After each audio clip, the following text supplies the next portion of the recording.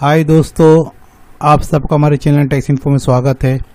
दोस्तों, कल 1 जुलाई 2022 से एक नया हमारा सेक्शन 194R एप्लीकेबल होने वाला है, TDS ऑन परक्यूसिट, जो कि बजट 2022 में पहले से आ चुका था, जिसकी एप्लीकेबिलिटी 2022 1 जुलाई से होने वाली थी।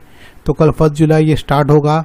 तो दो सेक्शन थे, एक तो सेक्शन 194R एंड 194S, लेकिन ये 194S मैंने पहले ही कवर किया था। इसके बारे में एक वीडियो बनी हुई है, डिस्क्रिप्शन बॉक्स में दी ही होगी, आप वहां जाके देख सकते हो, जो कि 1% TDS की बात करता है, transfer of virtual digital assets के लिए। तो वो डिटेल्स में आपको मिल जाएगी चैनल पर, वहां जाके आप देख सकते हो। कई इश्यूज इसके अंदर है, जैसे कि इसकी TDS डिडक्ट करेगा कौन, इसके ऊपर एक क्वेश्चन मार्क है। और बताया तो गया है, लेकिन वो किस तरह से होगा, एक कंफ्यूजन सी है इसके अंदर। तो उसके लिए जब वो क्लैरिटी आएगी गवर्नमेंट के पास से, तो कोशिश करेंगे कि इस सेक्शन 194S पर और एक वीडियो बनाई जाए। लेकिन आज हम थोड़ी बातें सेक्शन 94R पर करेंगे। ये क्या है, किस लिए एप्लीकेबल होता है, सेक्शन 194R में कितनी TDS हमको डिडक्ट करनी होगी, कौन इसमें एग्जेम्प्ट है, पूरी डिटेल में हम इस वीडियो में समझेंगे। कई इंपॉर्टेंट चीजें आज हम डिस्कस करने वाले, तो वीडियो के एंड तक बने रहिए। और काफी बिजनेस और प्रोफेशन वालों के लिए एप्लीकेबल हो जाएगा, इसलिए बहुत ज्यादा इंपॉर्टेंट हो जाता है कि इस सेक्शन 194R के रिलेटेड जानना। ये सेक्शन 194S जो है, हो सकता है आप वर्चुअल डिजिटल एसेट्स में डील नहीं करते हो, लेकिन बिजनेस है तो ये कई जगह पर ये पार्ट आ ही जाता है। वो क्या है, आज हम ये वीडियो में समझेंगे। तो दोस्तों, चैनल पर नए हो तो चैनल को सब्सक्राइब करें और बेल आइकन जरूर दबाएं, ताकि आपको रेगुलर नोटिफिकेशन मिलती रहे। तो आओ दोस्तों, वीडियो स्टार्ट करते हैं।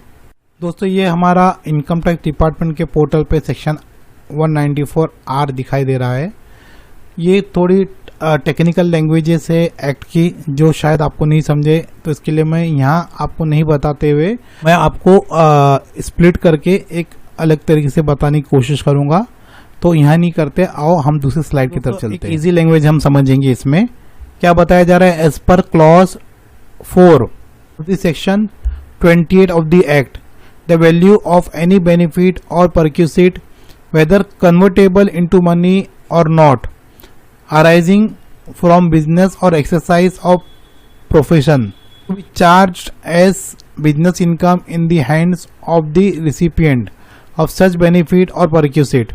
However, in many cases, such recipient does not report the receipt of the benefit in the return of income, leading to furnishing of incorrect particular of income.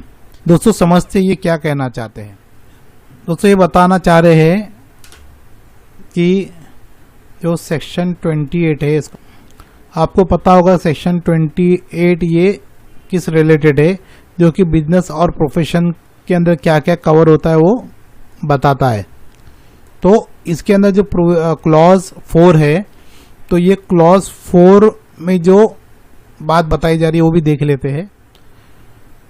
ये clause 4 जो इसके अंदर आ रहा है हमारा, ये देखिए, वैल्यू ऑफ बेनिफिट और परक्यूसिट वेदर कन्वर्टेबल मनी और नॉट अराइजिंग फ्रॉम बिजनेस और द एक्सरसाइज ऑफ प्रोफेशन।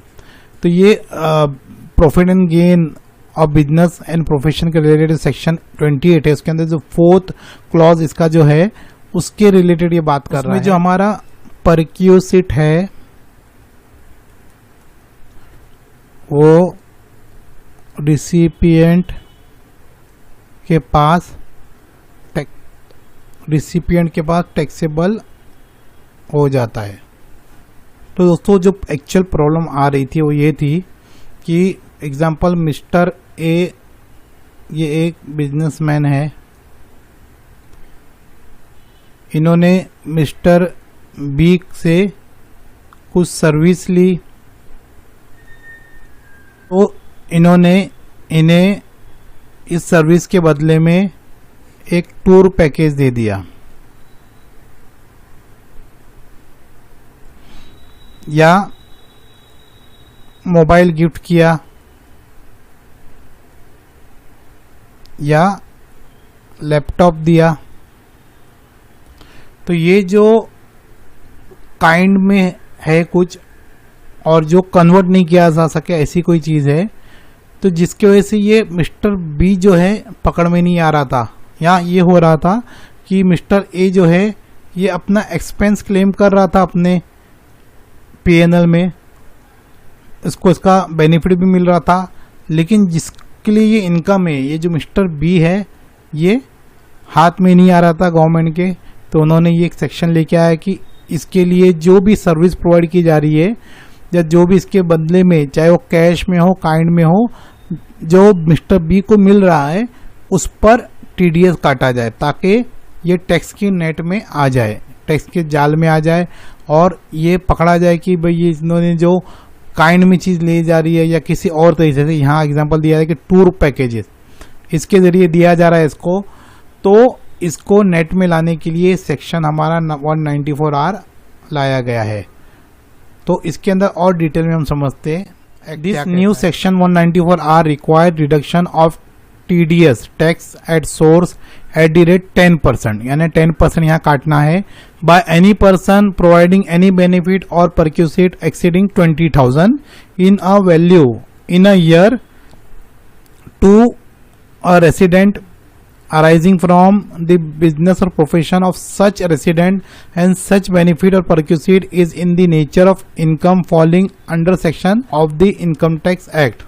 इसको थोड़ा हम समझते हैं कि ये कहना चाहते हैं कि इसकी जो रेट होगी, जो टीडीएस कटेगा वो सेक्शन 194R में 10% कटेगा, और ये जो बेनिफिट और परक्यूसिट हो एक्सीडिंग 20,000, यानी 20,000 के नीचे है तो इन अ ईयर तो आपको डिडक्ट करने की जरूरत नहीं है।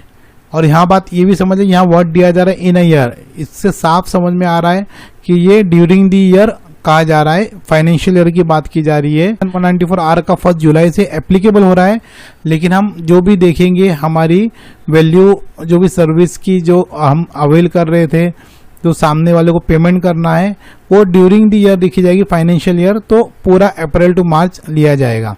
और ये साफ कह रहे हैं कि रेसिडेंट के लिए है, रेसिडेंट के लिए है, और बिजनेस और profession of such resident and such benefit और perquisite in the nature of income falling under section 28 clause 4 of the income tax act, ये तो हमने देखा था।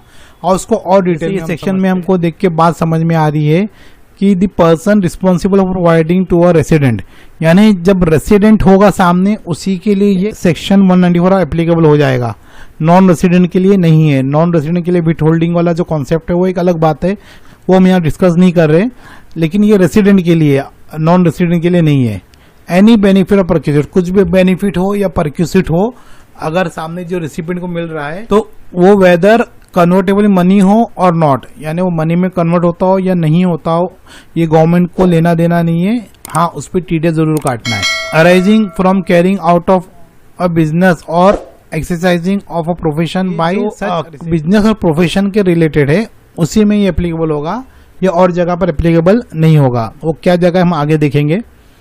शैल बिफोर प्रोवाइडिंग सच बेनिफिट और परक्यूसिट, यानी ये बेनिफिट और परक्यूसिट के रिलेटेड है, as the case may B to such resident, ये जो केस है वो रेसिडेंट के लिए ही है, साफ बार बार बताया जा रहा है।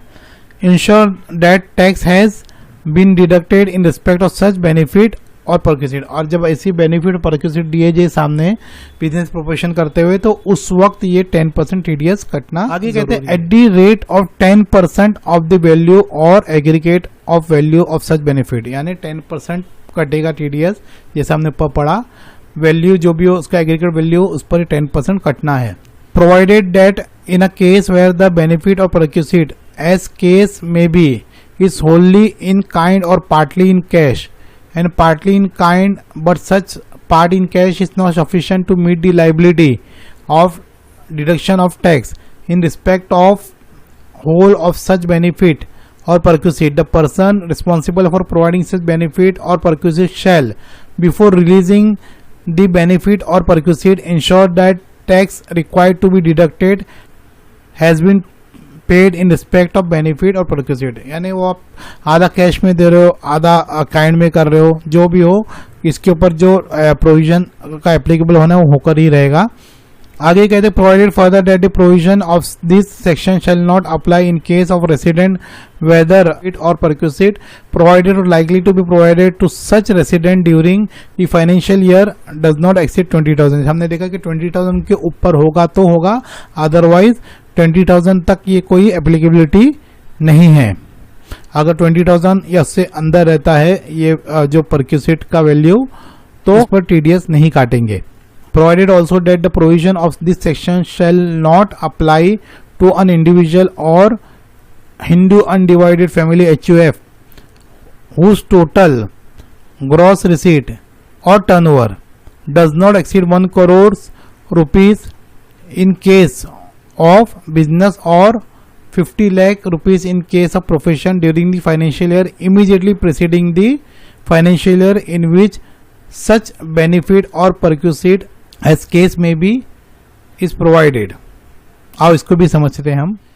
ये कोई अलग बात नहीं करे, वो सेम ही बात करे। जैसा कि हम जानते हैं कि इंडिविजुअल जो है HUF जो एंटिटी है, इस पे टीडीएस मैंडेटरी तब होता है जब इनकी बिजनेस, अगर बिजनेस है या ग्रॉस रिसीट है या सेल है 1 करोड़ से एक्सीड हो जाए, और प्रोफेशन जो होता है उसकी 50 लाख से एक्सीड हो जाए। यानी ये जो हमारी ऑडिट की लिमिट है 1 करोड़ और 50 lakh as in case of business और प्रोफेशन रिस्पेक्टिवली, तो ये जो एप्लीकेबल लिमिट है, तो ये 1 करोड़ रुपीस अगर आपका लास्ट या प्रीसीडिंग ईयर में था, जिस साल आप टीडीएस काटने जा रहे हो, जैसे कि फॉर एग्जांपल यहाँ हम देखेंगे कि 2001-2022 इस ईयर में अगर आपका ये लिमिट क्रॉस हो रहा है तो आप पर टीडीएस का प्रोविजन एप्लीकेबल है। यहाँ एक कन्फ्यूजन है और थोड़ा लोग गलत इस इंटरप्रिटेशन इसका ले रहे हैं। अगर ऑडिट नहीं है तो हम पर टीडीएस प्रोविजन एप्लीकेबल नहीं होता है, जो कि ये बिल्कुल गलत है। इसको ध्यान में रखें कि टीडीएस प्रोविजन तब एप्लीकेबल होगा जब आपका ये जो 1 करोड़ क्रॉस वाला लिमिट है ना, 1 करोड़ एंड 50 लाख का, ये हो जाता है तो इवन आप ऑडिट करें या ना करें, ये इससे कुछ लेना देना नहीं है, आप पर टीडीएस का प्रोविजन एप्लीकेबल हो जाएगा। तो ये कई लोग ये गलती करते हैं टीडीएस की प्रोविजन को एप्लीकेबिलिटी में, वो कहते हैं कि हमारे पर ऑडिट नहीं है, हम ऑडिट नहीं कर रहे, इसके लिए हम पर टीडीएस एप्लीकेबल नहीं है। ऐसा नहीं होता है। ये जो बिजनेस ग्रॉस रिसीट या सेल हो, अगर आपका बिजनेस का 1 करोड़ क्रॉस हो रहा है, इवन आपने 8% के ऊपर आपका जो प्रॉफिट है उसको दिखाकर आपने ऑडिट नहीं किया और आपने अपना नॉर्मल रिटर्न फाइल कर दिया विदाउट ऑडिट का सेक्शन 44 AD में या ADA में, जो भी आपका है, लेकिन यहाँ पर आप पर ये टीडीएस का प्रोविजन एप्लीकेबल हो जाता है जबकि आपका ये 1 करोड़ और 50 लाख की लिमिट क्रॉस हो जाती है। तो इसको ध्यान रखना है। कई लोग ये गलती कर जाते हैं और टीडीएस नहीं करते। बाद में जब नोटिस अगर आएगी और टीडीएस नहीं होगा, जहाँ डिडक्ट करना एप्लीकेबिलिटी होती है, जो लिमिट्स वगैरह देखी जाएगी जा रहा है, लेकिन काटना है। अगर नहीं काटेंगे तो कई बार वो जो आपके एक्सपेंस डिसअलाउ हो जाएंगे और टैक्स और जो आगे प्रोसीडिंग वो होंगे। तो उसको ध्यान में रखें। देखिए, also such gifts, perks or benefit provided on some special occasion like festival, example Diwali sweets, marriage occasions, etc. may not liable for tax deduction at source as section 194 R contemplates to cover only those benefit perquisite which arise out of business or profession। ये साफ कह रहे हो, समझते क्या कहना जो है, ये बिजनेस और प्रोफेशन के रिलेटेड है, ये बाकी चीज़ों को नहीं कवर कर रहा है, बिजनेस और प्रोफेशन को ही इसके अंदर कंसीडर किया जा रहा है। यहाँ पर जो दिवाली स्वीट्स बांटी जा रही है वो कवर नहीं किया है, बर्थडे हो, मैरिज हो, तो ये सब यहाँ पर कवर नहीं किया गया। जैसे सेक्शन 56 में काफ़ी चीज़ कवर हो जाती है, अदर सोर्सेस के अंदर जो इनकम की पार्ट होती है, जो बात करता है सेक्शन, उसके अंदर कई चीज़ कवर होती है। उसके अंदर हम देखोगे जो एग्जाम्पशंस है ब्लड रिलेशन के लिए, मैरिज में कुछ मिल रहा है उसके लिए, और जो लिमिट्स उन्होंने सेट की है तो उसके लिए, तो वो एक अलग पार्ट है। जो वहाँ कवर होना है वहीं कवर होगा, वो यहाँ नहीं होगा। यहाँ से बिजनेस और प्रोफेशन की बात की जा रही है। उसी तरह से आगे भी एक वो बात करें, वो भी देख लीजिए। द बेनिफिट और perquisite referred to in this new section 194 is not the perquisite under section 17 subsection 2 under the head salary income paid और payable by the employer to employees as for the perquisite 17 subsection 2 another TDS section 192 is already there. यानी क्या कहना चाह रहे हो? ये कहना चाह रहे हैं कि जो हमारा 17 सबसेक्शन 2 का जो परक्यूसिट आता है, ये जो सैलरी से रिलेटेड है, तो अब इसको गवर्न करने के लिए सेक्शन 192 है ऑलरेडी, जो कि सैलरी की टीडीएस से रिलेट करता है। तो उसके लिए एक अलग से सेक्शन है। तो वहाँ तो यहाँ इस परक्यूसिट पार्ट को नहीं लेंगे।